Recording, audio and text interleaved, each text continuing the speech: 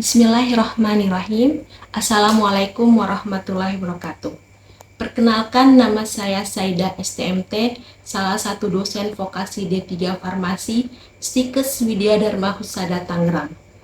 Perkenankan, saya kali ini akan menjelaskan mata kuliah yang saya ampu, yaitu mata kuliah Praktikum Kimia Organik dengan metode Delivery, Interaction, and Assessment. Video ini dibuat untuk memenuhi salah satu persyaratan sertifikasi dosen tahun 2025, yaitu pernyataan diri dosen dalam unjuk kerja Tridharma Perguruan Tinggi atau PDD UKTPT, khususnya di aspek pengajaran. Selanjutnya saya akan menjelaskan deskripsi dan informasi umum dari mata kuliah Praktikum Kimia Organik. Mata kuliah Praktikum Kimia Organik adalah mata kuliah yang wajib bagi mahasiswa semester 2 pada program vokasi D3 Farmasi Stikes Widya Dharma Husada Tangerang. Mata kuliah Praktikum Kimia Organik memiliki bobot per semester 1 SKS praktikum. Mata kuliah ini bertujuan untuk membekali mahasiswa dengan sikap, pengetahuan, serta keterampilan khusus dalam mengidentifikasi gugus fungsi senyawa kimia, melakukan pemisahan senyawa kimia dalam suatu sampel, dan penentuan konsentrasi. Pada mata kuliah ini, saya akan membahas tentang konsep dasar kimia organik, identifikasi gugus fungsi, pemilihan pelarut, destilasi, ekstraksi, reaksi penyabunan, identifikasi senyawa aldehid, identifikasi senyawa keton, serta identifikasi senyawa alkohol. Capaian pembelajaran lulusan atau CPL pada program D3 Farmasi mata kuliah Praktikum Kimia Organik adalah yang pertama, untuk penilaian sikap diharapkan setiap mahasiswa mampu menginternalisasi semangat kemandirian, perjuangan, dan kewirausahaan. Yang kedua, untuk aspek keterampilan umum, diharapkan setiap mahasiswa mampu melakukan pemisahan senyawa dalam suatu sampel, memberikan persamaan pada senyawa tersebut, menuliskan rumus struktur, menjelaskan sifat-sifat senyawa, menjelaskan hubungan struktur dan sifatnya, menuliskan contoh reaksi, menuliskan reaksi pembuatan senyawa hidrokarbon, menyebutkan kegunaan senyawa tersebut, khususnya terkait di bidang kefarmasian. Untuk aspek pengetahuan, diharapkan setiap mahasiswa mampu membedakan senyawa hidrokarbon, alkohol, eter, asam karboksilat, senyawa aromatik, mampu melakukan pemisahan senyawa dalam suatu sampel, baik sampel biologis maupun sintetik dalam bidang farmasi. Untuk aspek keterampilan khusus, mahasiswa mampu memiliki keahlian praktikum di laboratorium pada pembuatan senyawa hidrokarbon, menyebutkan kegunaan senyawa kimia, khususnya terkait bidang kefarmasian sesuai dengan visi kampus Stikes Widya Dharma Husada Tangerang, yaitu menjadi institusi pendidikan yang profesional, berwawasan global, unggul dalam pengembangan dan pelayanan kesehatan, serta siap menghadapi dunia kerja masa kini dan mendatang berdasarkan etika dan moral pada tahun 2040. CPMK pada akhir perkuliahan ini yaitu yang pertama, mahasiswa menguasai konsep dasar kimia organik. Kemudian, mahasiswa mampu melakukan identifikasi gugus fungsi.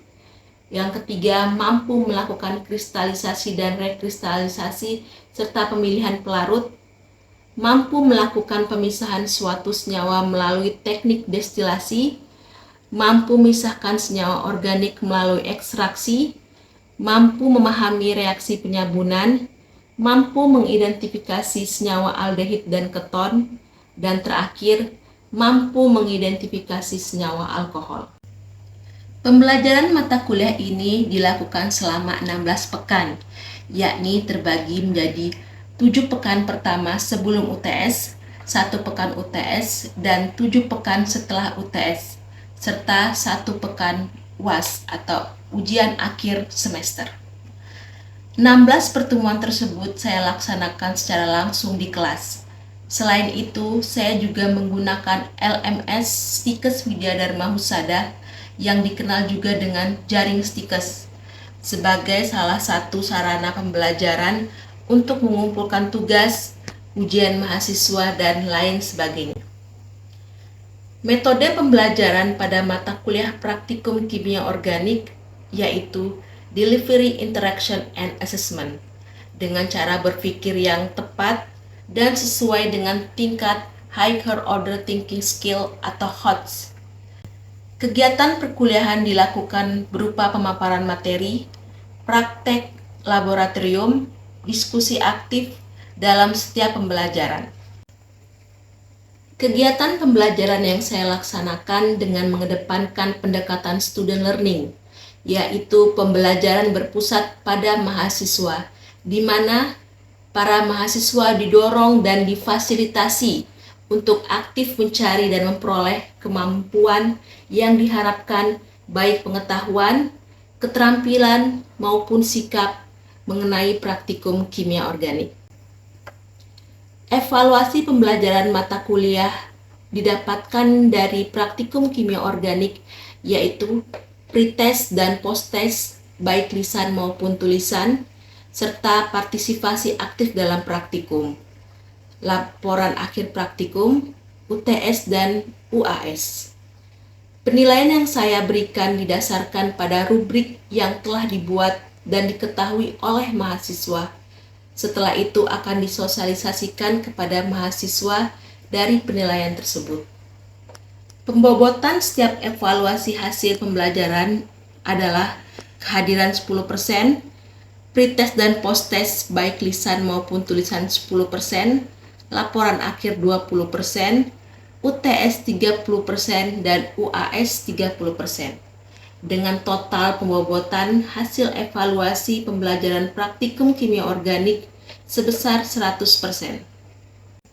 Referensi yang digunakan di mata kuliah ini beragam, di antaranya e-book praktikum kimia organik, buku praktikum kimia organik, serta artikel-artikel yang berhubungan dengan materi untuk memperkaya wawasan mahasiswa tentang praktikum kimia organik terkini. Demikian paparan singkat yang dapat saya sampaikan mengenai mata kuliah praktikum kimia organik pada program vokasi D3 Farmasi di semester 2. Berikutnya merupakan cuplikan dari proses pembelajaran pekan ke-13 yang saya laksanakan secara sinkronus atau tatap muka di laboratorium kimia. Selamat menyaksikan. Assalamualaikum warahmatullahi wabarakatuh. Waalaikumsalam warahmatullahi wabarakatuh. Baik rekan-rekan semua, sebelum kita mempelajari praktikum kimia organik pada hari ini, marilah kita berdoa menurut tema masing-masing. Berdoa mulai.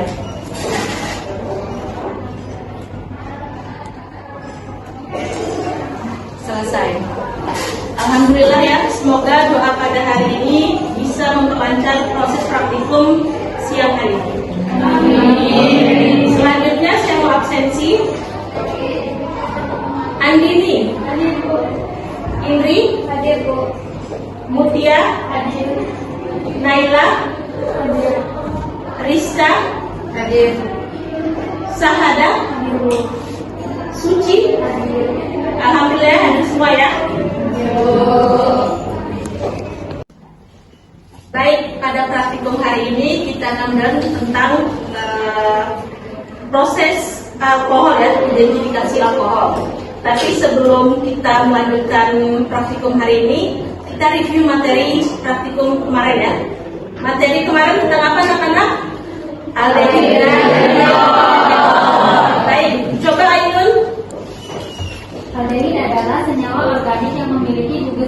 polikorbil atau CHO dan merupakan turunan dari alkohol primer yang telah teroksidasi. Contohnya itu yang pertama ada formaldehid atau metanal, rumus kimia itu HCO.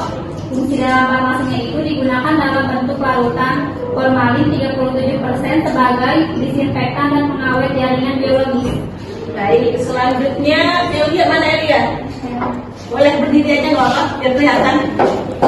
Keton adalah senyawa organik yang memiliki gugus karbonil CH yang terikat pada dua gugus alkil atau aril.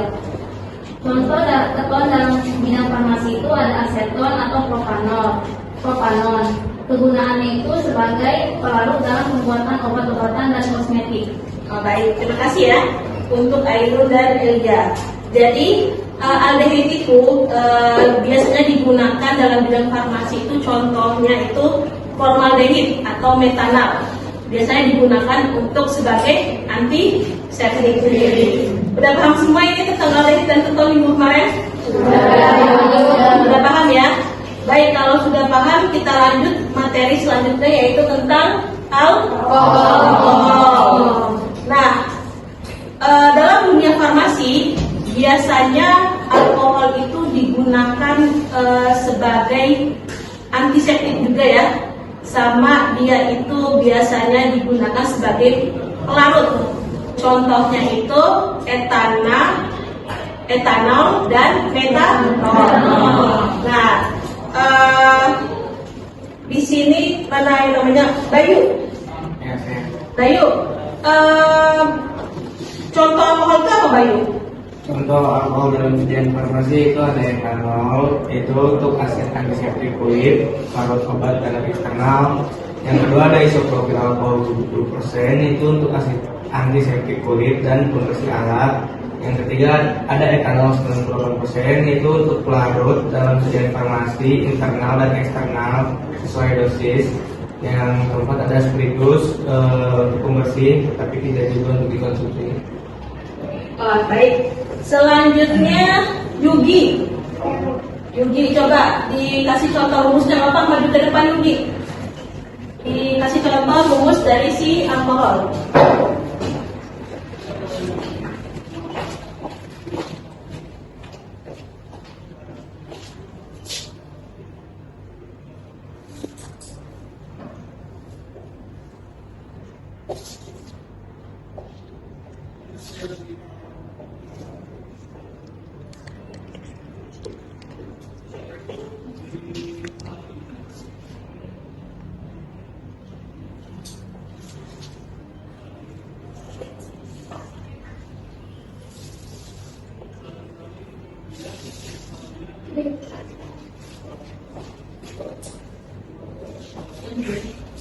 Baik, kita masuk ke materi ya. Materi alkohol. Alkohol itu rumus kimianya CnH2n N plus OH. Contohnya misalkan metanol. Gimana rumus metanol? Ada yang bisa metanol? CH3OH. CH3OH ya.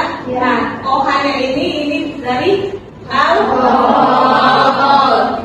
Kemudian kalau etanol C2H5OH. C2H5OH. Berarti si OH-nya ini adalah dia golongan dari si alkohol. Baik, praktikum kali ini kita bagi 4 kelompok ya. Kelompok 1, kelompok 2, kelompok 3, kelompok 4. Nah, untuk kelompok 1 itu bahannya apa aja? Bahannya ada propanol 2, etanol, fenol, asam aseton, asam kromat.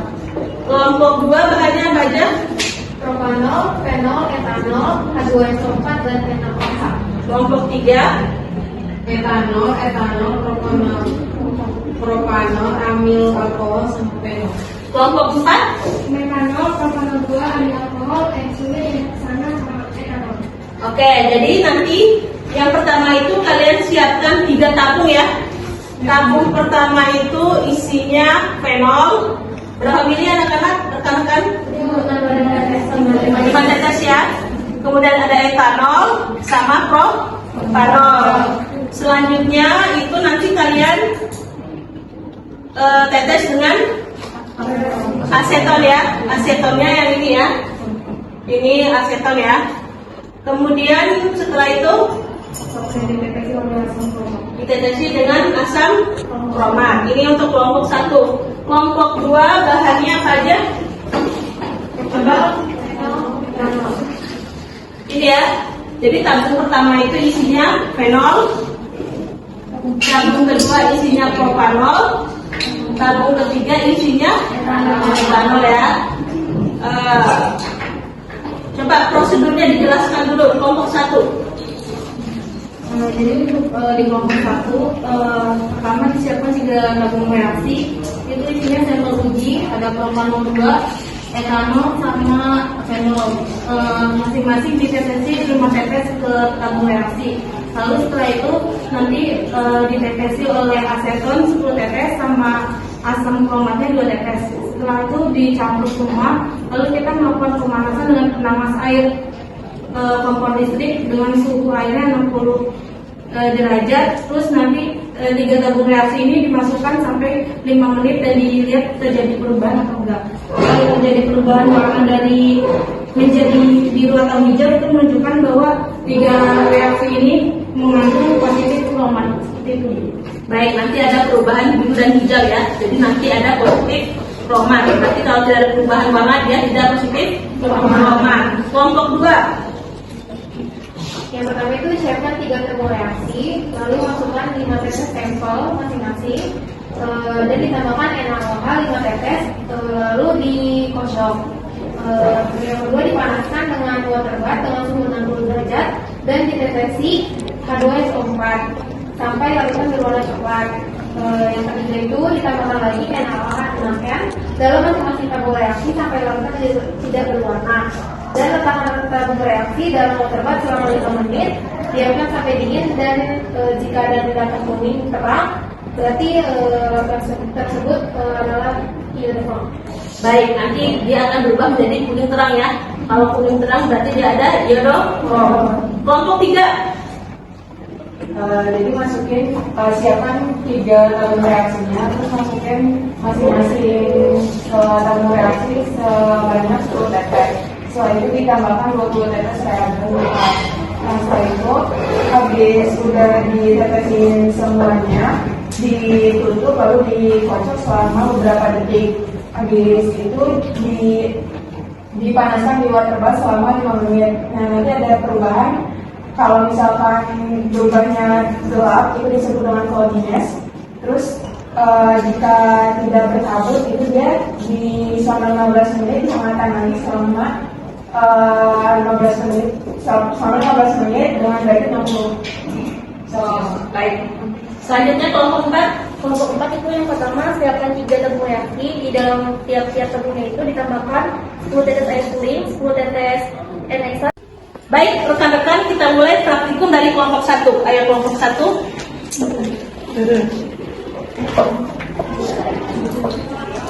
Bisa dibantu teman yang lainnya ya untuk percobaannya.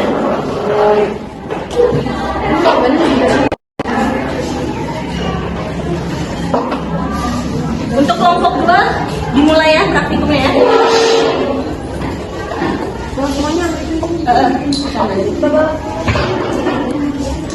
Kelompok 3, ayo disiapkan alat dan bahannya.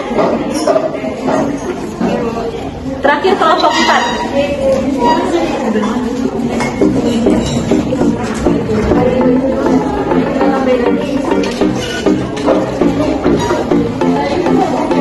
Silakan nanti diidentifikasi ya perubahan warna, terus kelarutannya. Nanti kita akan presentasi hasil. Setelah itu baru saya evaluasi.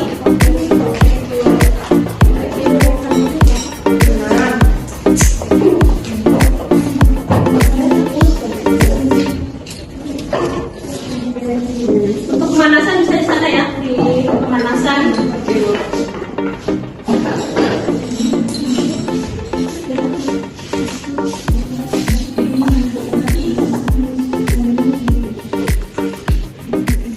Nanti setiap kelompok tolong dipresentasikan hasilnya.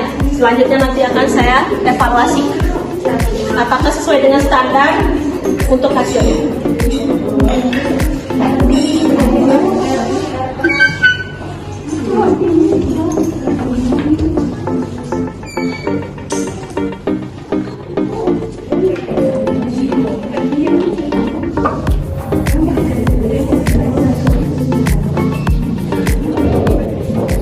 Bisa diamati ya untuk hasilnya ya. Nanti jangan lupa dokumentasi untuk buat di laporan.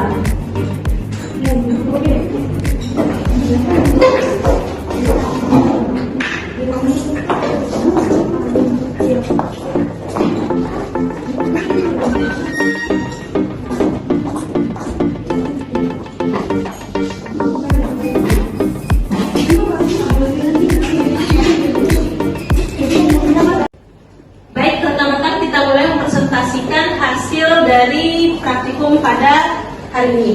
Untuk kelompok 1, coba dijelaskan hasilnya. Dengan setelah dilakukan Berdiri ya, bisa berdiri ya. ya. Nah, Assalamualaikum warahmatullahi wabarakatuh.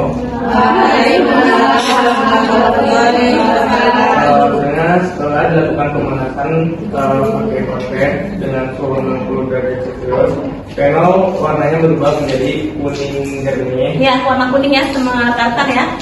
Terus, dan propanol warnanya berubah menjadi biru kehijauan. jadi warna biru ke hijauan. Terakhir, Etanol warnanya berubah menjadi biru kehijauan jernih. biru hijau, warnanya jernih ya. Lanjut kelompok 2. Kelompok 2, pada sampel renol ya. telah ditambahkan reagen H2SO4 dan dipanaskan pada suhu 60 derajat selama 5 menit, menghasilkan endapan berwarna putih. Ada endapannya di bawah ya. Pada sampel etanol setelah ditambahkan H2SO4 dan dipanaskan, menghasilkan endapan berwarna putih juga. Endapan warna putih ya, taruhkan. Pada sampel propanol 2 ditambahkan dengan H2SO4 dan dipanaskan, menghasilkan endapan berwarna putih. Oke, lanjut kita ke kelompok 3.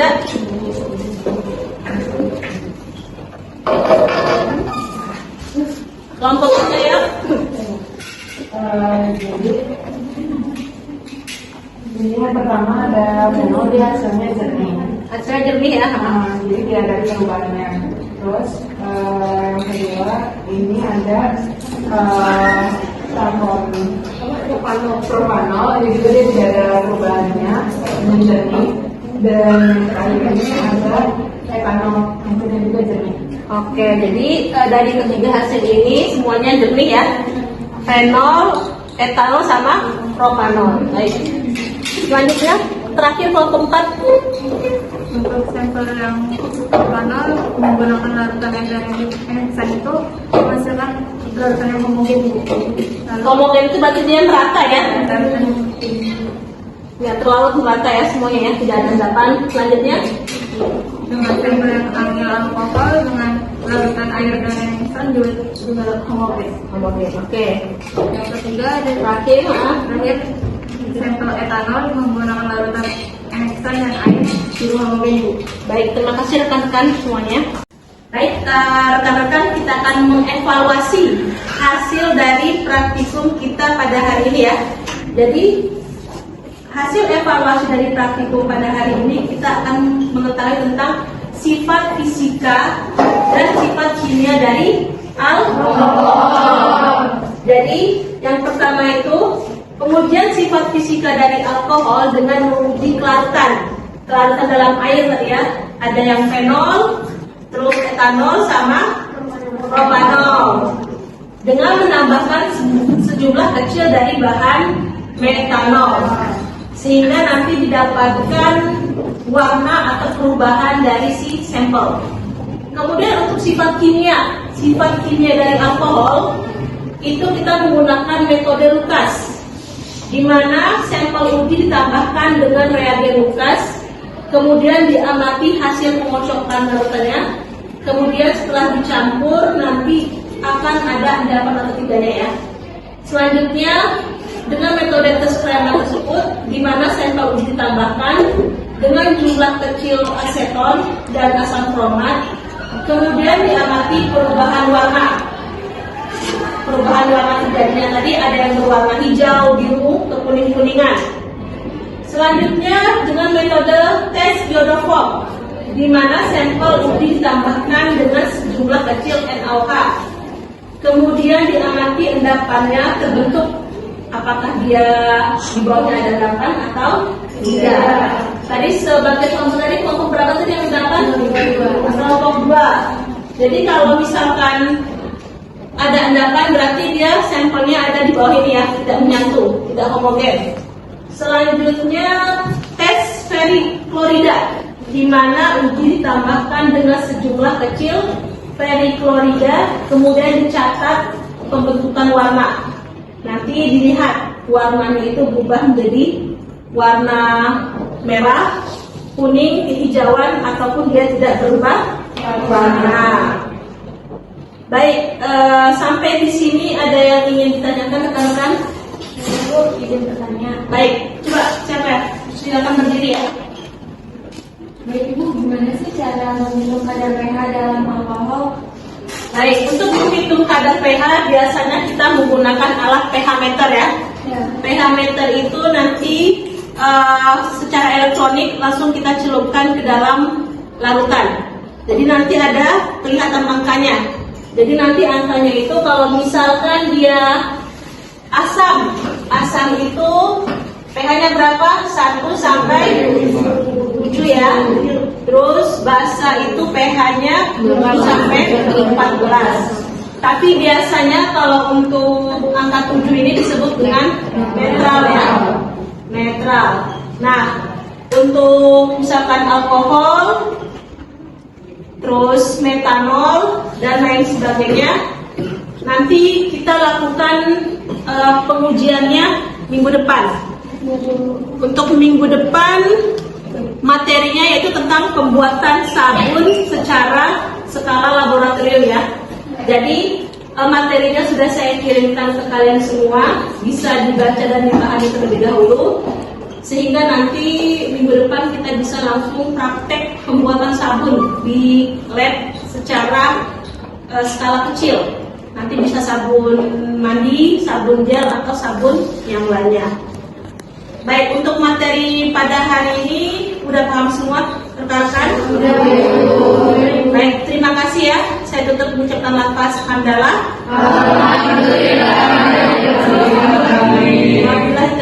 Assalamualaikum warahmatullahi wabarakatuh. Waalaikumsalam warahmatullahi wabarakatuh.